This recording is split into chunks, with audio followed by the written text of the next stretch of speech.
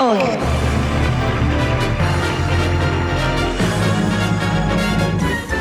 En El Sonido y la Furia te presentamos el libro de la semana. Debo a la conjunción de un espejo y de una enciclopedia el descubrimiento de Uqbar.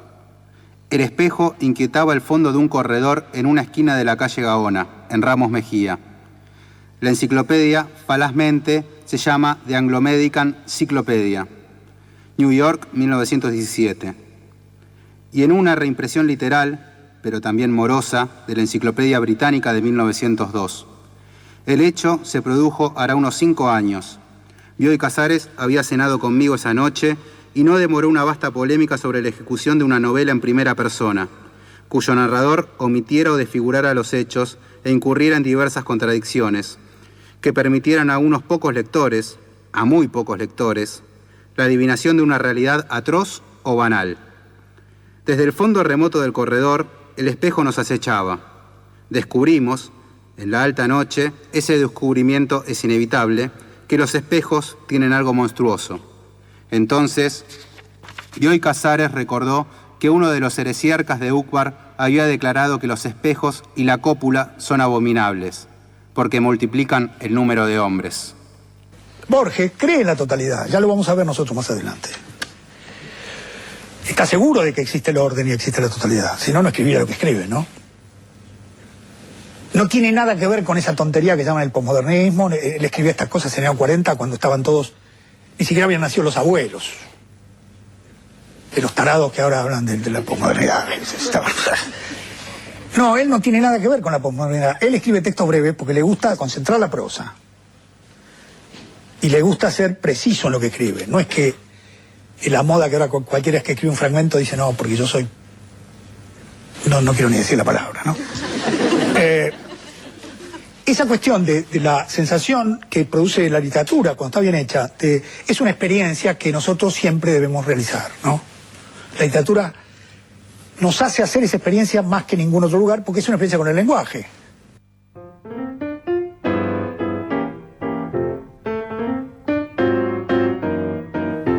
Muy bien, seguimos acá en El Sonido y la Furia por FM La Tribu 88.7 y acabamos de escuchar dos cosas importantes. Lo escuchamos a Matías Pertini acá, que él acaba de leernos el comienzo de Tlön Uqbar Orbis Tertius de Jorge Luis Borges, que es el libro de esta semana, y a Ricardo Piglia haciendo como una lección. Sí, ¿no? es una lección Maravillosa sobre esto de la condensación del lenguaje. Claro. Que hace Borges en su cuentística en general y también en su poesía, pero vamos a evitar la poesía por ahora por otros temas, porque si no nos vamos a ir muy lejos. Sí, sí.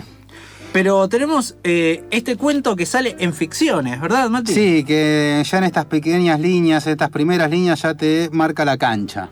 Ya te está... Aparece el espejo que duplica. ¿Qué hace? Que hablábamos de los universos paralelos, ¿no? Que se va uno creando a otro. Claro, claramente. Y empieza con esta cuestión casi de informe, ¿viste? Que es el lenguaje que utiliza, es como el del informe. Y ya te avisa que están hablando con Bioy Casares, además de una novela en la cual solo unos pocos lectores pudieran adivinar la realidad que se trata, ¿no? Y que el narrador empieza a falsear, ¿no? O a omitir detalles. Yo me acuerdo, por ejemplo, cuando leí por primera vez este cuento de Borges, obviamente no entendí nada. Claro, al principio decís, what the fuck. No, es que no, aunque lo termines, ¿no? Decís, ¿de qué fue? Claro, y decís. No, es un cuento para nada fácil. Como decíamos... No de entrada, por lo menos. Supongo no es para leerlo así a la ligera. Claro, no es un cuento de subte, por ejemplo. Porque yo la literatura la asocio a viajes de subte muchas veces. Entonces ya lo tengo más o menos calculado los tiempos y demás. Y siempre se te pierden a vos los saxofones abajo de los asientos como a Johnny Carter. Ojalá, el ojalá. perseguidor. No. Ojalá Y Fuera tenés Charlie sueños, Parker. claro, y Pero tenés no. sueños ¿cómo es? De media hora en 5 minutos.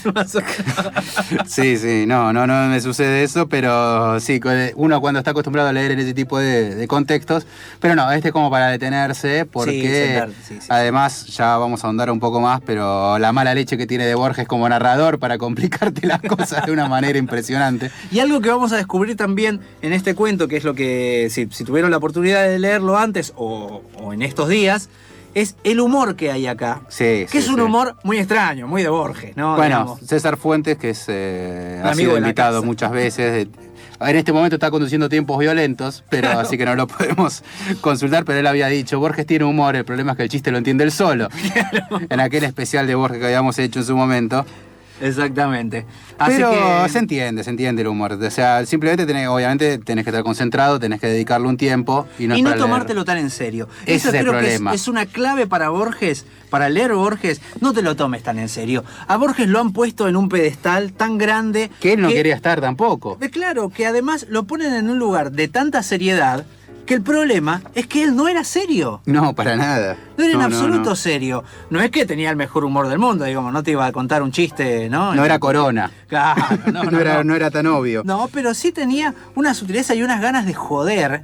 De Sí. joderle la vida a los críticos, joderle la vida a los lectores. Estaba hinchando las pelotas todo el tiempo con que dándote citas falsas, Sí, ¿entendés? sí. Libros que no existían. Pierre Inventa- Menard, por ejemplo, que está en Ficciones también, que es el autor del Quijote, Claro. que él recrea una persona que vuelve a querer escribir el Quijote. O sea, Claro, con una traducción que dice esto no puede ser así. Pero bueno, lo que sucede en Tlön, no sé si querés que vayamos directamente. ¿Ya? ¿Arrancamos? adelantemos, entremos un poco, Arranquemos no un de poco. lleno todavía, pero vamos a... Estructura del cuento, está dividido en 3 partes. Ajá. Tenemos la primera parte, que es la que él convive con Bioy Casares, ¿no? La que él trata. En esa En esa cena charla- extensa. Claro, en donde ellos se acuerdan, donde Bioy Casares se acuerda de una frase, ¿no? Ujú. Y dice, bueno, mirá, me pasó esta frase, bueno, vamos a investigar. Sí, de la región de Ukbar, dice él. ¿No? Que es un país. Ujú. Y resulta que no estaba en ningún lado, empiezan a buscar, ¿no? Empiezan a buscar enciclopedias. Hay mucho del saber enciclopédico. Claro, sí. ¿Por qué? Porque esa es una cuestión especulativa, ¿no? Donde si vos sabés solamente datos, ya conocés el lugar. Y por solamente pensarlo, el lugar existe, Claro. ¿no? Ujú. Viene por este lado el comienzo. Y eso tiene relación con el obispo Berkeley, que después lo cita él, está que él es citado. justamente el que dice, si uno puede darse una idea, si puede percibirse es porque existe. Ahí va. Si vos podés desde tu imaginación crearlo es porque existe. Con eso él justificaba la existencia de Dios, por ejemplo. Decía, si vos tenés una idea de Dios es porque Dios existe, no lo podés inventar de la nada. Y en eso se maneja un poco la teoría también acá de Tlön. Y sí, porque lo que les sucede es que ellos empiezan a descubrir que hay un solo libro que nombra Ukbar, Ujú. esa región, ¿no?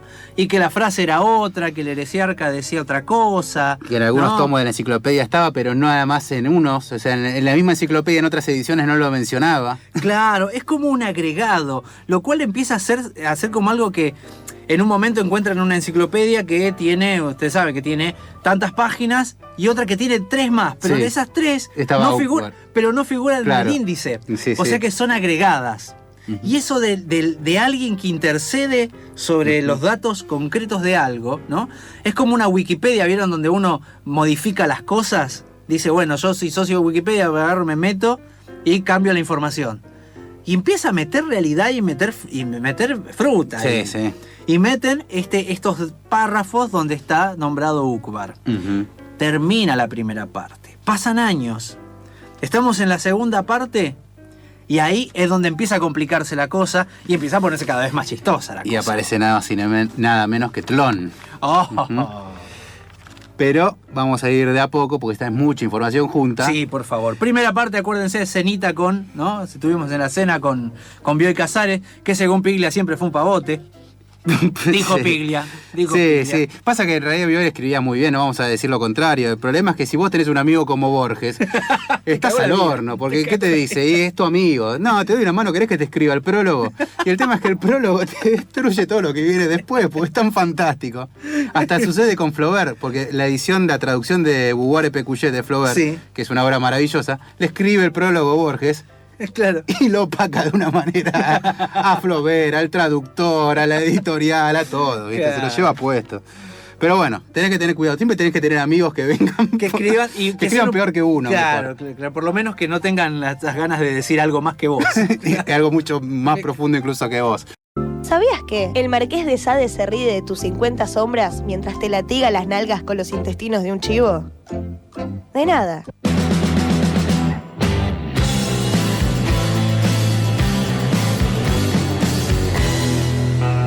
El sonido y la furia, llenándote de datos al pedo.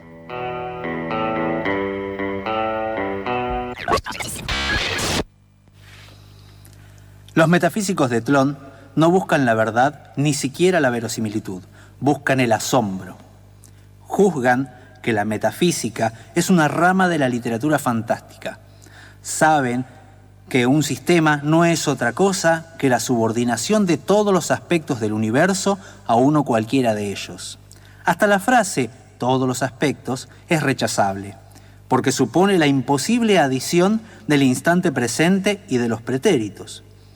Tampoco es lícito el plural los pretéritos, porque supone otra operación imposible. Una de las escuelas de Tlön llega a negar el tiempo. Razona que el presente es indefinido, que el futuro no tiene realidad sino como esperanza presente, que el pasado no tiene realidad sino como recuerdo del presente. Los escritores lo único que sabemos es lo que no queremos hacer. Lo que podemos hacer es decir qué no queremos hacer. Pero no podemos hacer lo que queremos hacer, porque si no todos escribiríamos la Divina Comedia o el Martín Fierro. Sería facilísimo, ¿no? Lo que sí podemos hacer es decir, eso no me gusta, no lo quiero hacer, no me interesa, no voy por ahí. Lo otro es tentativo, digamos. Yo tengo la sensación que Borges estuvo más cerca que nadie de llegar a hacer eso que le parecía que quería hacer, ¿no?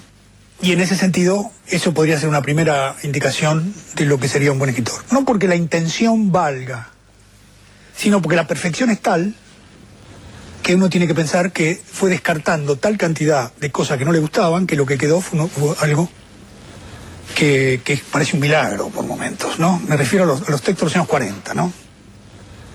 Por otro lado, otra cosa que hizo Borges es inventó algo nuevo, ¿no? Inventó algo que él llamó la literatura fantástica, y en la literatura del Río de la Plata, digamos, hubo dos cosas que se inventaron de cero. Una es la gauchesca, que no había eso antes, y eso es lo mejor que se hizo en el siglo XIX. Y lo otro es lo que Borges llama la literatura fantástica, que se hizo en el siglo XX, y que eso no existía. Eso lo inventó él. Otra vez Piglia dándonos una clase magistral. No sé por qué estamos haciendo el programa nosotros, ¿no? Si tienen los audios de Piglia. Sí, la verdad no tendríamos por qué estar hablando nosotros, pero bueno. Y encima hablar después de Piglia es más falta de respeto todavía. Es muy duro, ¿no? Sí. Después, porque ¿qué te puedo decir? Pero muy lindo esta idea de, ¿no? De la precisión del lenguaje, de que él estuvo más cerca de decir, ¿no? Lo que todos queremos decir como escritores y no, el elegir lo que no querés decir, digamos, Claro. por ese lado de lógicas. Sí. Pero lo que hemos escuchado hace un ratito es el comienzo de la segunda parte del cuento, Tlön, Uqbar, Orbis Tertius, del señor Jorge Luis Borges, como dijimos, que es el libro de la semana. Pero antes de que sigamos, yo quiero largar ya los teléfonos.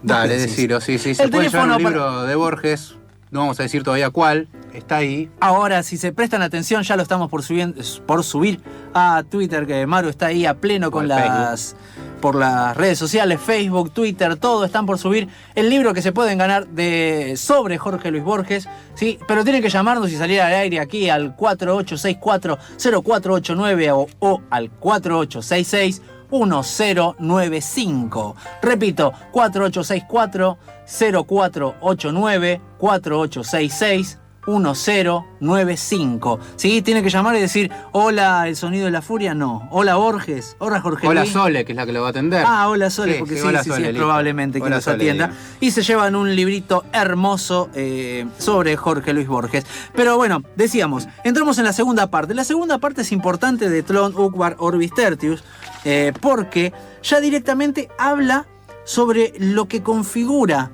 a este planeta llamado Tlön, ¿sí? Que empiezan a encontrar lugares textos, empiezan a encontrar una enciclopedia que retrata, que imita a la, ¿no? a la enciclopedia inglesa. Claro, la más refinada de las enciclopedias. O sea, no se metió con el Encarta. Claro.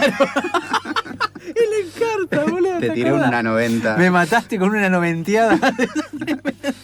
Yo tenía, claro, el 95 era el más popular, claro que sí. Bueno, sería como el Encarta, pero refinado. Sí, pero era un libro de 1000 páginas. Claro, que describía, trataba de... ¿no? De abarcarlo todo. Ese es el concepto todo. de enciclopedia del siglo XIX, claro. Era abarcarlo todo, y en ello empiezan a encontrar un planeta, empiezan a encontrar este libro, donde se empieza a describir el planeta Tlön. Pero, ¿qué es lo que hace Borges? Y esto es lo que me parece interesante. En esa parte, él no quiere retratar un planeta en el que vos tengas a sus tigres invisibles y sus torres de sangre, que dice que tiene, y dice, no, quiero detenerme a contarte cómo es la metafísica del lugar, el pensamiento de Tlön. Y es una locura, una ridiculez absoluta, uno tras de otro. Como aparte hasta se mete con la forma de comunicarse, o que la luna, por ejemplo, no tiene una palabra propia, sino que la luna es un verbo. Claro. Y es lunar. Sí. Unos detalles además. Y que empieza, y que cambia si la luna... si la luna se la ve roja, tiene que ser rojo, redondo, ¿no? Brillante, nocturno, lunar. Y todo eso forma una palabra que tendría que ser... Que en vez de moon, es mooned. Mooner, claro, pero eso en inglés. Claro, por eso. Sí, claro, sí. Mooner sería como convertirlo en verbo. ¿Y a quién está parodiando ahí? Y ahí está. Está casi imitando, está usando de una manera muy sutil, ¿no? Para alguna manera, para entendidos. Estamos hablando ahí, obviamente, de Lewis Carroll, ¿sí? Alicia en el País de las Maravillas. Claro. Alicia en el País de las Maravillas, si ustedes recuerdan, los que vieron la película y no leyeron el libro, mátense. Pero más allá de eso, hay un personaje que es el Jabberwocky. El Jabberwocky es una especie de dragón, ¿sí? Una cosa así, que en la película hacen como un dragón, nada más. Pero el Jabberwocky es un poema con palabras armadas entre sufijos y prefijos, que le van sumando o restando cosas y las palabras cambian. Y eso es exactamente lo que hacen en Tlön. Para nombrar cosas, no dicen, sino que le suman adjetivos en prefijos y en sufijos. Y entonces convierten un sustantivo en un verbo, ¿no? Sí. Y los adjetivos empiezan a armar. Y empieza a jugar con esto del lenguaje en una ridiculez, una tras de otra. Otra de las ridiculeces que tiene, que en esto está el humor de Borges, digamos, ¿no? Que está bien, vos lo lees, no es que te vas a descostillar de risa, pero sí lo que notás es, por ejemplo, que hablan de los números, que los números son indefinidos, pero solamente... Cuando los cuentan, pierden su forma y se vuelven definidos. O sea, una forma tan obvia de decir. ¡Es re obvio! Es re obvio. Claro, ¿cuántos hay? No sé cuántos hay. Los contás y ya sabes, listo. Claro, entonces, pierden su propiedad de indefinido y pasan a ser definidos. Sí. ¡Y sí! Sí, papá, y sí. ¿Entendés? Y es una cargada, porque lo dice en un tono tan solemne y tan de informe, ¿no? Que uno cree que está hablando en serio y se te está riendo. Sí. ¿No? Es como te decía fuera del aire, te comentaba, Mati, esto de que es como el chiste de que hacían en la película, el hombre invisible, que se volvió invisible solo cuando nadie lo veía. Y ante la percepción del otro, claro. Sí. Porque empieza a convertir esto de la metafísica en literatura y empieza a hacer que todo esto sea solamente si vos te imaginás qué, ¿no? Y así empieza a convertirse todo. Y empiezan a agarrar los Ronir también, que son los objetos. Claro, ¿no? Que ahí está. Pierdo un objeto y encuentro uno similar o fabrico uno que se le parece y me lo quedo. Y empieza cada vez esas cosas a duplicarse. Y después, justamente de lo que hablabas de la percepción, de que uno no es percibido, no existe si no es percibido, básicamente. Claro. Bueno, ¿qué es lo que sucede con estas duplicidades que se van dando, no? Justamente en un momento él comenta que ante un crimen, o no recuerdo exactamente qué era, que él decía que si no era percibido, si no era por los animales que estaban pastando ahí, esa tranquera hubiera dejado de existir, porque justamente no la estaba percibiendo nadie. Claro. Un caballo, no sé qué, ha salvado ha salvado determinada... Sí, las ruinas de no sé qué templo, ha salvado. Pero ya tenemos ganador del libro. ¿Ya llamaron? Ya llamaron. ¿Están llamando? Están en línea. Entonces podemos decir... Por favor. Hola, aquí el sonido y la furia. ¿Quién está hablando del otro lado? Hola, soy Paula y me muero que soy la ganadora. Hola, Paula. ¿Cómo estás? ¿Cómo les va? Bien, estamos saliendo acá al aire. Está saliendo vos también al aire. ¿De dónde sos, Paula? De Caballito, Parque Centenario. Viste que en la radio uno tiene que decir de dónde es. No sé por qué, es casi una... Es casi más importante que el nombre saber dónde es uno. Pero bueno, está cerca de la radio, así que... Soy vecina de la radio, claro. Qué buena onda, Paula. Bueno, contame, ¿leíste el cuento? ¿Pudiste leerlo? ¿No? ¿Sabés de él? No, nada que ver, no tengo idea. Ajá. Pero bueno, justamente le viene bien el libro sobre Borges. Sí, igual fui a la muestra de Borges del Centro Cultural Kirchner, la recomiendo. Ah, por mira si qué les bueno. interesa. Bien, No es la bien. que tenía las citas malas que había hecho el gobierno de la ciudad, ¿no? Que habían puesto citas que no eran de Borges. Ah, eso fue en el subte, sí, me enteré. Bueno, Pero bueno, no- está muy bien curada esta muestra, no sé. ¿Sí? La verdad la recomiendo. ¿Qué es lo que muestran?